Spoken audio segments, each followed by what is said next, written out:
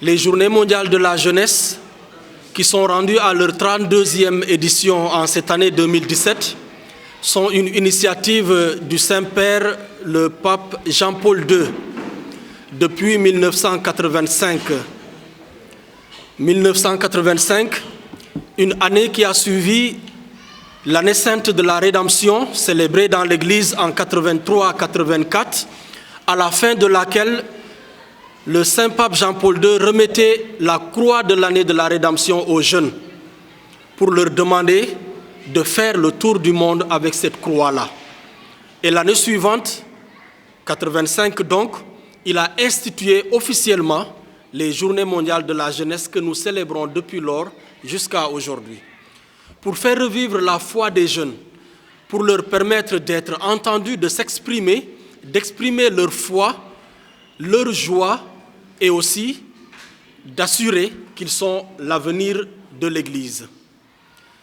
Rendus à la 32e édition des Journées mondiales de la jeunesse, nous pouvons rendre grâce à Dieu pour son initiateur, le pape Saint Jean-Paul II, qui a visité notre terre, le Sénégal, il y a 25 ans, en février 1992, du 19 au 23.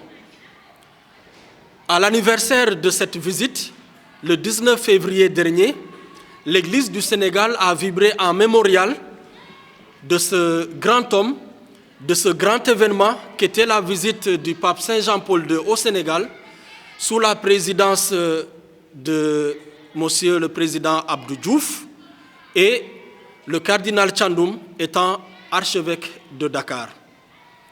Cela est pour nous un motif d'action de grâce, mais aussi un motif d'interprétation de la Journée mondiale de la jeunesse que nous célébrons à Pékin en 2017, en souvenir de cet événement, mais aussi en action de grâce pour tout ce que Dieu a donné au monde à travers cette organisation prophétique. Le thème de cette année est donné par le pape François. Le puissant fit pour moi des merveilles, tiré de l'Évangile selon saint Luc au chapitre 1, verset 49. Des paroles du Magnificat, des paroles que la Vierge Marie a chantées à la visitation devant sa cousine Élisabeth pour dire son émerveillement pour la gloire de Dieu qui est passée par elle pour donner au monde son Fils Jésus-Christ. En disant « Le puissant fit pour moi des merveilles », la Vierge Marie nous invite tous à reconnaître les merveilles que Dieu fait pour nous. Et parmi ces merveilles, c'est le rassemblement de milliers de jeunes qui se fait depuis des années, que nous attendons à Pékin d'ici quelques jours. C'est la cohésion de cœur et d'esprit entre toutes les personnes qui ont travaillé à la bonne organisation et à la réussite de cet événement. C'est la cohésion entre nous et le peuple sénégalais.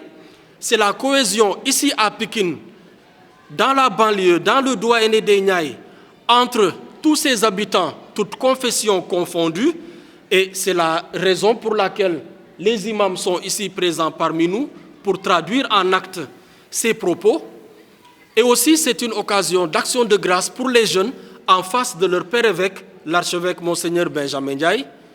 Depuis la veillée du samedi où il y aura un échange questions-réponses, prières avec lui, jusqu'à la messe du dimanche et aussi jusqu'à l'après-midi festif. C'est pour tout cela que nous sommes là avec nos collaborateurs pour vous donner des informations pour cet événement qui se tiendra le dimanche 2 avril ici à Pékin, une date un peu particulière d'ailleurs par rapport à la tradition qui célèbre les JMJ habituellement au dimanche des Rameaux.